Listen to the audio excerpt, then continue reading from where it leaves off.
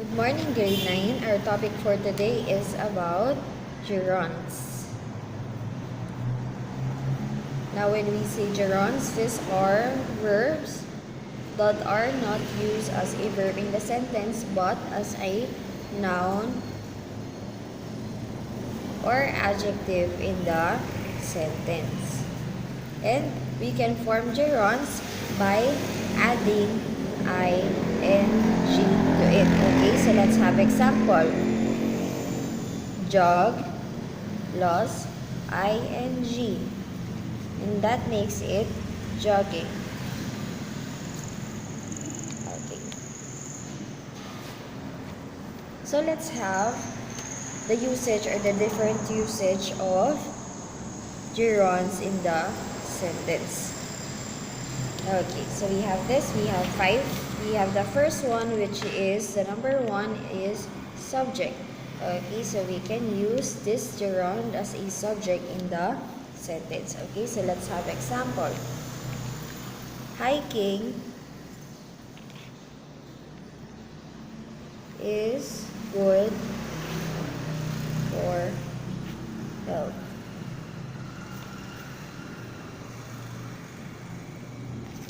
Okay. So let us identify what is the gerund in the sentence. Okay. So our gerund in the sentence is the word hiking. Okay. Why? Because it ends with ing. Okay. If that is a verb, we are going to make it as hike. But then we are going to add ing to make it a gerund.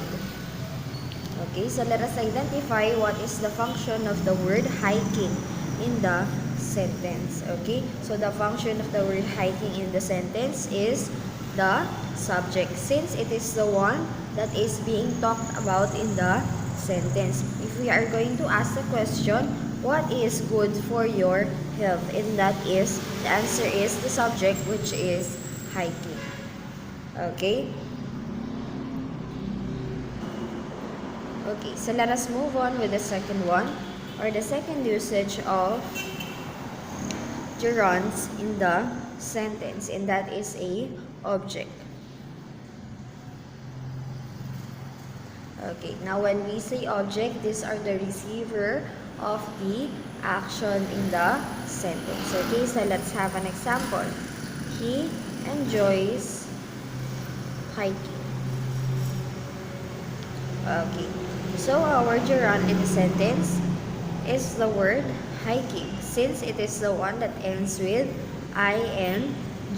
Okay, so that is the ing. Now let us identify what is the function of the word hiking in the sentence. Now, pag sinabi natin hiking pag sinabi nating object mga anak, these are the receiver of the action. Ano ba yung action? That is the verb. Now, if we are going to ask a question, he enjoys what? He enjoys what? Okay. So that is the question that we are going to answer for today. And our answer is hiking. Okay. So for us to identify the object in the sentence, we are going to ask what or who in the sentence for us to be able to come up with an answer in the sentence. Pag nasagot natin yung tanong, mga anak, ibig sabihin, yun yung ating object. And the ating object sa sentence is the word hiking. Okay? So, anong tawag sa kanya? That is a direct object. Okay? Now, let us move on with the third one, which is the subject complement.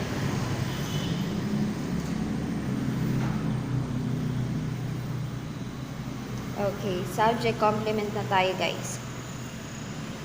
Okay, pag sinabi natin subject complement class, ibig sabihin, it complements our subject or it describes our subject. Okay, so that is the, sa first example natin, that hiking is good for health. Ibig sabihin, ang ating subject complement sa sentence ay yung good for health. Okay? So, yun yung nagde-describe sa ating word na hiking. Okay? But since we are using the gerunds as a subject complement, we are going to use a different kind of example. Okay? So, we have an example.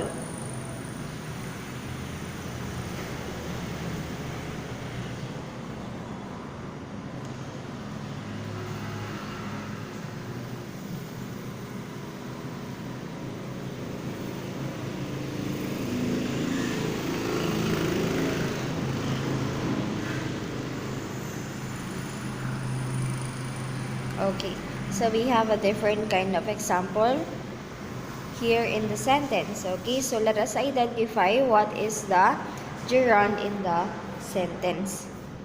Okay, so let us identify what is the gerund in the sentence, and that is the word playing, since it ends with ing, and that is a gerund. Okay, so let us identify what is the function of the word playing in the sentence. Okay, so let us first identify ano ba yung subject natin para malaman natin kung ano yung subject complement.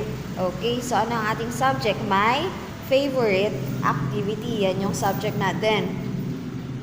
Ngayon, ano naman yung playing na yan? Ibig sabihin, it is the subject complement since it describes the my favorite activity or our subject in the sentence. So, siya yung subject complement natin sa sentence. Okay, so let's have another example.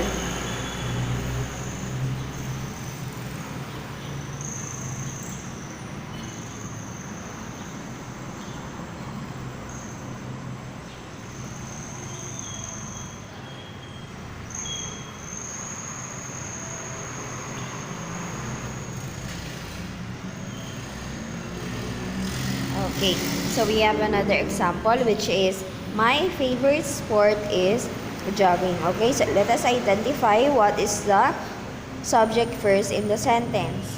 What is the subject in the sentence? We have the favorite sport, that is the subject.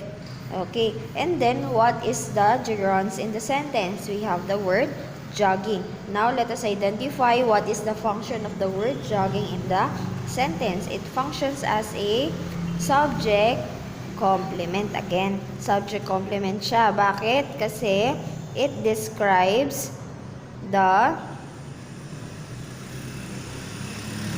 subject. Okay, so always remember, kapag subject complement siya, it describes the subject. Okay, so yun yun. Okay, now let us move on with number 4, which is the object of the preposition. Kapag sinabi natin object of the preposition, it is preceded by the preposition in the sentence. And pag sinabi natin preposition, it is concerned with the position of a certain thing in the sentence. Okay? So we have this. We have an example. Let us move on with the example. I asked him about playing soccer. Okay, so we have an example which is I asked him about playing soccer. Okay, so what is our preposition in the sentence? We have the word about. Okay, and then we are going to look for the gerund in the sentence, which is the word playing. And since it is preceded by our preposition in the sentence, ang tawag sa playing na to ay object of the preposition. Ano ba ang karaniwang nagiging object of the preposition?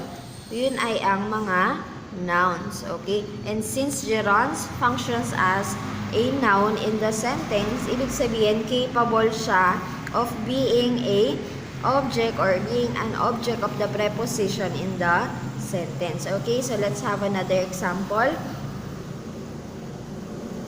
I arrested him for speeding. Okay, so we have this. We have this example. I arrested him for speeding. Okay, so let us identify what is the gerund in the sentence. Our gerund is the word speeding. Okay, and since we are going to answer this, hahanapin natin yung preposition which is the word for. And then, ang function netong dalawa ng ating gerund sa sentence ay object of the preposition. Okay. So, yan yon. Yan yung tawag natin sa ating, gerund sa sentence. Basta nakita nyo mga anak, na may napangungunahan na preposition sa sentence, ang susunod doon ay object of the preposition na. Kahit ano man siya, okay, basta noun, okay, basta it functions as a noun or pronoun in the sentence. It can be the object of the preposition.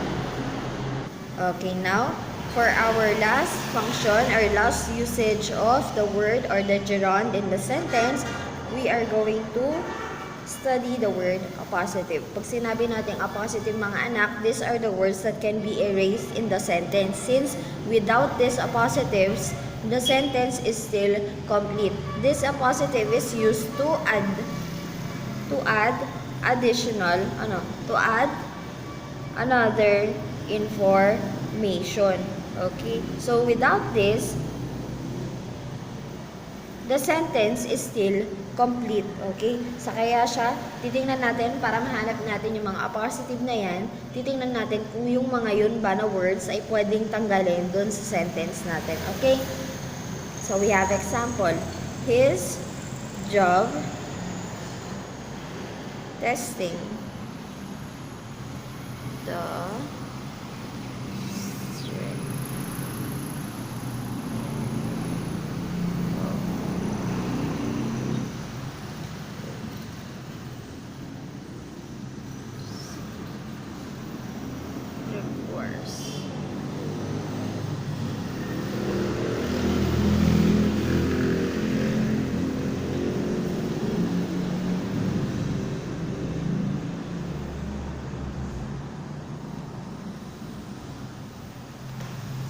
Okay, for our example, his job testing the strength of materials requires him to spend long hours at work. Okay, so our gerund in the sentence is pleased with this. Ayan, ayan yung ating ang ating gerund. Okay, so let us identify the appositive in the sentence. Let us erase this one by one and see if it is still complete or the sentence is still complete. Testing the strength of materials requires him to spend long hours of work. Okay? Is it complete or not? Okay, hindi siya kompleto dahil hindi natin alam kung ano ba yung testing of strength of materials. Bakit niya gagawin iyon? Okay, so that is not complete. Okay, let's try another one. If we are going to replace the testing the strength of materials, his job requires him to spend long hours at work. Is it complete or not? Okay, it is still complete. Kompleto pa rin siya since our sentence is saying that his job is still requiring him to spend long hours at work. Okay, so yung testing of the materials ay yung testing the strength of materials is just another information about kung ano yung job na tinutukoy doon sa sentence na nagre-require sa kanya ng magstay pa sa trabaho ng long hours. Okay, so yun. Okay, so let's try erasing the third one or the third clause which is requires him to spend long hours at work. Okay, so his job testing the strength of materials, is it complete or not? Obviously, it is not complete. Okay, since hindi natin alam kung ano ba yung trabaho niya. Ano yung mangyayari sa trabaho niya bukod sa pagtetest ng strength of materials. Okay, so that is our appositive in the sentence. And since that is a positive, itong testing na to ay functions as a positive. Okay, so whether or not maalis man siya o hindi, the sentence is still complete. Okay, so that ends our lesson for today. I hope you learn a lot. That is all. Thank you.